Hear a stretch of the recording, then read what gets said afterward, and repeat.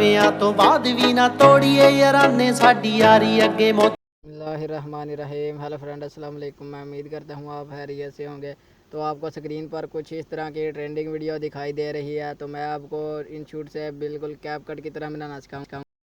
तो दोस्तों, हमारा इंस्टीट्यूट ओपन हो चुका है। अब आपने साइड पे आपको वीडियो का ऑप्शन नज़र आ रहा होगा, आपने इसके ऑप्शन पर जाना चुका है। तो आपने वो फ़ोटो सेलेक्ट करेंगे जिसकी आपने ट्रेंड वीडियो बनानी है। तो फ्रेंड, हमने जिन फ़ोटोज़ की ट्रेंड वीडियो बनानी थी वो मैंने सेलेक्ट कर ली हैं। इन शूट पे आप मज़ीद टेक्स्ट भी लिख सकते हैं, फ़िल्टर भी कर सकते हैं। आप अगर ड्यूरेशन करना चाहे तो वो भी कर सकते हैं। ये मैं आपको दिखाता हूँ।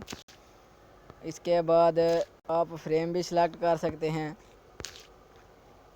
फिर आप ये आपको फिर इसके बाद आपको ये दिखाई दे रखा कुछ इस तरह का।